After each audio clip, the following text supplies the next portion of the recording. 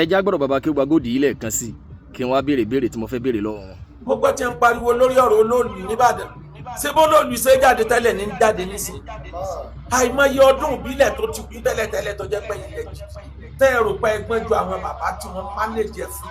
tẹ́yìn fi wá dé bá gbogbo àwọn ọmọ tí wọ́n kọ́ ní kéwú tí wọ́n ti dà fà gbogbo wọn lẹ ti dá padà sínú ẹ̀sìn bàbá ojú tì yín kọ̀ tán ẹ̀ tún wá gbọ́n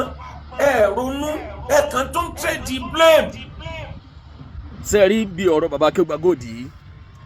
ọ̀rọ̀ kan níbẹ̀ ń bí ọ̀rọ̀ wọn eléyìí tí ó fẹ́ jẹ mí lógún jùlọ ọ̀rọ̀ wọn gùn gan o tí mo fẹ́ béèrè lérí fídíò 25 minutes yẹn nìkan wọ́n sọ̀rọ̀ onísúnà wọ́n sọ̀rọ̀ nípa orin kíkọ ìyẹn náà ní ìdìbéèrè àmọ́ eléyìí mo fẹ́ pààrẹ̀ kájọ sọ kó kúnná létí àánú ọlọ́run nífẹ̀ẹ́ mi àti yín lé ọlọ́àjọ kan sọ̀rọ̀ ìwájú ọlọ́run bàbá Akeugba Gold tí a bá bi àwọn náà léèrè wípé àwọn àgbàlagbà tàná tọ́pọ̀lọpọ̀ mọ́ sábà gbọ́lá fún wípé àwọn fìfẹ́ bá wọn abọ̀rìṣà lò wọ́n manage everything sẹ́ẹ̀rí mi manage everything torí kìí ṣe bàbá Akeugba Gold nìkan náà máa sábà sọ̀rọ̀ ọ̀rọ̀ yìí àwọn míì náà máa sábà sọ bí mo ti sọ síwájú wípé wọ́n máa ní àwọn àgbàlagbà tàná wọ́n fìfẹ́ bára wọn lò wọ́n pèpè ẹ̀sìn pẹ̀lú àlàáfíà yín wá dé lọ́sàn gẹ́gẹ́ ẹ̀ wá ń pe kálukú lọ́mọ náà eléyìí ni káfíìrì eléyìí ni mùsírìkí àwọn àgbàlagbà tàná wọn ò ní pẹ̀lú kankan lẹ́lẹ́bọ wọ́n bára wọn gbé pẹ̀lú àlàáfíà sẹ́ẹ̀rí mi manage everything wọn ló bí eléyìí àṣẹ́kùbọ̀ àwọn ẹni àná nínú àwọn tí bàbá Akeugba Gold gan ó pè nínú àwọn àgbàlagbà olùmẹ̀sìn nílẹ̀ Yorùbá ọ̀kàrẹ̀ ìpìlẹ̀ kágbọ́ fújì àti polú ọjà wọn sẹ́ẹ̀rí ọ̀pọ̀lọpọ̀ àwọn èèyàn tó máa sábà ní àwọn àgbàlagbà tàná ó ṣeé ṣe kẹ́ máa gbọ́ àwọn ariwo kan níbi báyìí lábẹ́lẹ̀ ẹni tí a bá bá ń nájà làáwòrán ẹ̀ mo bẹ̀ lọ́wọ́ bá Allah subhanahu wa ta'ala kí ó fún ẹnì kọ̀ọ̀kan wa lágbóyé kọ́dẹ̀ fún wa ní àsọyé ẹ dákun ẹ bá mi táàgì bàbá Akeugba Gold ọ̀pọ̀lọpọ̀ àwọn èèyàn máa sábà mẹ́sẹ̀gì mi àbí ká kọ́mẹ́ǹtì ńgbà mi pé wáì tí ọ̀rọ̀ yìí ò trend pé ọ̀rọ̀ tí ó rí báyìí kò rí bẹ́ẹ̀ ẹni tí Allah kálukú ló lẹ́ni tí Allah ti kọ́dà tí ọ̀rọ̀ rẹ̀ ó wúlò fún ẹ̀yin tí Allah ní kẹ́ máa follow mi náà tẹ̀tẹ̀ di understand nǹkan tí mò ń wí ẹ bá mi share ẹ bá mi táàgì wọn kò pọn dandan kí ẹ̀dá ó trend pé ọ̀rọ̀ rẹ̀ ní gbogbo ara ayé ń gbọ́ ọ̀rọ̀ tí mo fẹ́ máa mú wáyé ọ̀rọ̀ kan ni tí mo ní ádàfù kan lórí ẹ̀ wípé mo fẹ́ kọ́ níwèé lédè Yorùbá tí mo sì bẹ̀ lọ́wọ́ bá Allah subhanahu wa ta'ala kí n tó jáde láyé kálá ò fún mi kó fún mi sí lórí àmọ́ kí n sọ báyìí náà wípé káwọn kan máa ní àwọn àgbàlagbà tàná ni wọ́n ṣiṣẹ́ sìn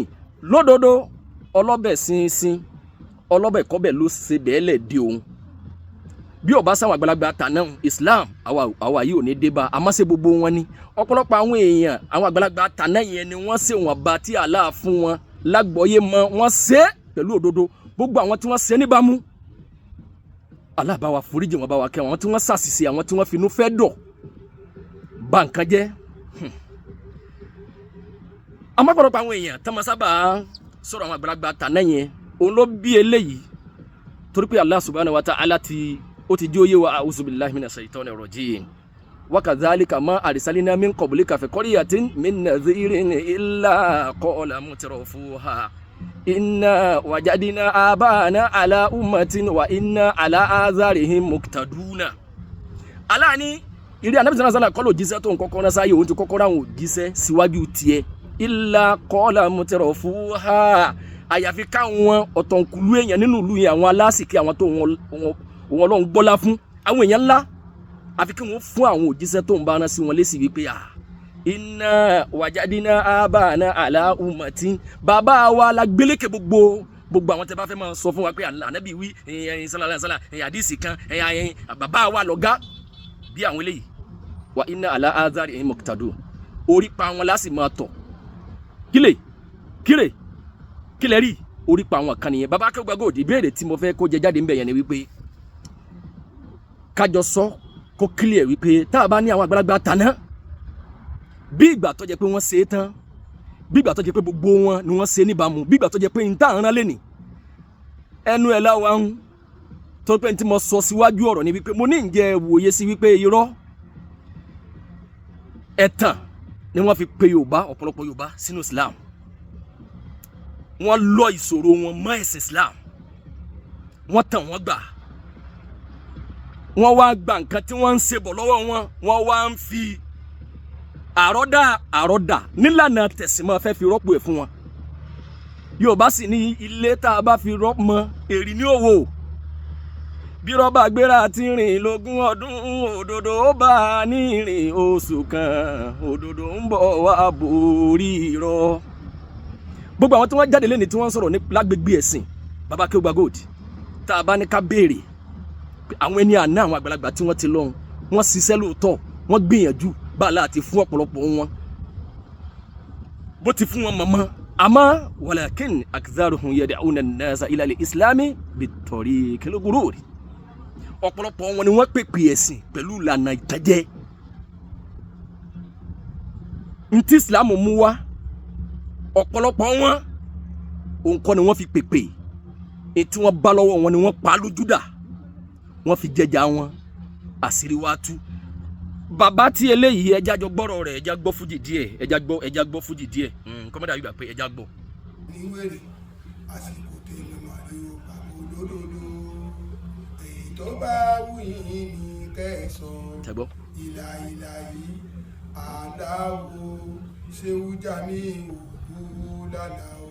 ẹ̀dá ọmọ pálá láṣẹ ní ìlú lálá o ẹ̀dá ọmọ pálá láṣẹ ní ìlú lálá o ó láṣẹ láyé láti ṣe ohun tí mo fẹ́ ó láṣẹ lọ́run láti sọ̀rọ̀ mi dayọ̀ o àṣẹkùbà àwọn àgbàlagbà tà nánà nù ẹ tó gbọ́ mẹ́rẹ̀ síwájú. kándù tẹ o kándù agbára ni. kándù agbára. tí ìgbàgbà kò ní wọn lágbà tó bá yẹ kó bá lu agbára àbúkú ní ẹ̀dùn yìí. èyí ni kándù àánú lù. kándù àánú. kándù àánú kọ́nà kó tó kálukú kó rí àánú gbà. èyí ni kándù red kándù ṣẹ́gun kí ogun ó ṣẹ́ ogun ayé kálukú kọ́nà jẹ́ kó ṣẹ́. èyí ni kándù green jẹ́ pé àwọn abẹ́ ń bẹ ọlọ́run fún arísìkì àtijọ́ àti màkì lọ fún yìí. èyí ni kándù bíláàkì arọ́bì àkàbí kọ́là tí kálukú lẹ́yìn eléyìí ní ìmọ̀lẹ̀ kọ́nà kó tẹ ìmọ̀lẹ̀ sí ayé yẹn gbogbo ẹ̀ náà làwọn iṣẹ́ tó ń kálukú gbogbo ìgbàlérò wa. gbogbo àwa tí a gbọ́rọ̀ yìí àṣẹ́kùbà àwọn bàbá tàná kan ní o tọ́pọ̀lọpọ̀ bá wọn rí fáṣà àwọn àgbàlagbà tàná wọ́n pèpè ẹ̀sìn pẹ̀lú àlàáfíà sí àlàáfíà rèé. ọ̀pọ̀lọpọ̀ ẹ̀yìn yẹn tẹ́ ẹ máa sábà fi àwọn bàbá tàná yẹn torí Baba Akeugba Gold wọ́n sọ̀rọ̀ onísúnà níbi fídíò wọn yìí gan tó sì nídìí béèrè tí mo ń bọ̀ wá bẹ̀. dọ́pọ̀ pé tí wọ́n bá béèrè lọ Baba Akeugba Gold pé àwọn wo ni wọ́n ṣiṣẹ́ ẹ̀sìn jùlọ ó ṣeéṣe kí Baba Akeugba Gold máa rí fáà sínú àwọn tó bá ní kí wọ́n bẹ̀rẹ̀ sí ká àwọn àgbàlagbà tàná tí wọ́n ti lọ bàbá àwọn àgbàlagbà tàná tí wọ́n ti lọ tí wọ́n ẹnìkan tiẹ̀ tún kọ́mẹ̀ntì wípé wá ìta àfi ń pọ́n wọn lé mọ́ tí wàá tí Baba Akeugba Gold bá nígà ẹjọ́ wọn ní ẹjọ́ máa fà á èmi àti wọn ò ní personal issue kankan lẹ́yìn pé wọ́n ń sọ àwọn nǹkan kan tá à ń lérò pé bí ẹ bá ti débi téèyàn ń lọ àlá àti kẹwọn kí wá ló kí ni wọ́n wá ń kọ́dà gbogbo báwọn náà tí wọ́n ti ń lọ tí wọ́n ń bọ̀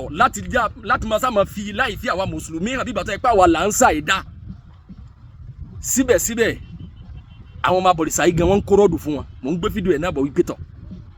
ntàwa náà gbọ́yé pẹ̀lú ntí Baba Akeugba Gold ń ṣe àwọn abọ̀rìṣà yìí gan àwọn náà gbọ́ débi kọ́ mọ́ clear sí wọn. Baba Akeugba Gold náà wọn ò ní sọ pé kí wọ́n máa ṣàlàyé àwọn àgbàlagbà kí wọ́n ka àwọn àgbàlagbà tàná tí wọ́n ti lọ tí wọ́n ṣiṣẹ́ ẹ̀sìn táwọn lè gbé orí mọ̀ fún pé àwọn àgbàlagbà nu kí wọ́n yọ bàbá lọ́fà lẹ̀ tọ́mọ bàbá sẹ́mi manage everything tí Baba Akeugba Gold sọ pé àwọn àgbàlagbà tàná wọ́n manage everything pẹ̀lú àwọn abọ̀rìṣà làwa fi débẹ̀ sìn mi manage everything àkóbẹ̀rẹ̀ ọ̀kan rẹ̀ nínú ẹ̀ torí bàbá kàlàwé lẹ́yìn náà làwọn ń kọ́ sí ẹ̀ gbogbo tí ń ṣe yẹ nìkan ló ń fi ń kọ́ sí ká ní tààrà àgbà tí bàbá náà bẹ̀rẹ̀ táwọn náà ń ṣe àwọn àgbàlagbà yẹn wọn manage everything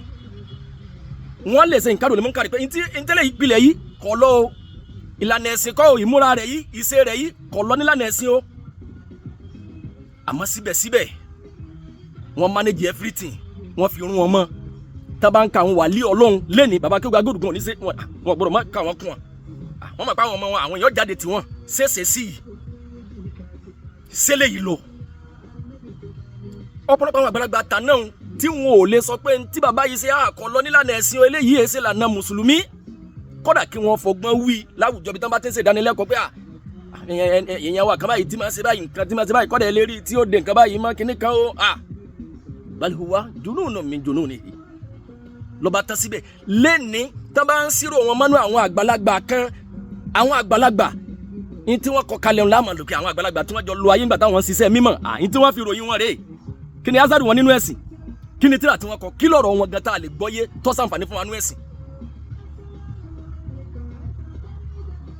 èyí tí wọ́n fi ṣe nǹkan rẹ̀ mọ́ nǹkan rẹ̀ tí wọ́n fi mọ́ ṣàlàyé àwọn àgbàlagbà tó wà lágbègbè wa tí wọ́n fi gbọ́rọ̀ wọn wá eléyìí o ó gbìyànjú tiẹ̀ ó ṣe níbàámu eléyìí o ó gbìyànjú tiẹ̀ ó ṣe níbàámu eléyìí o. bal huwa sufiyyun walakin ma'ahu junun kí wọ́n wá ṣàlàyé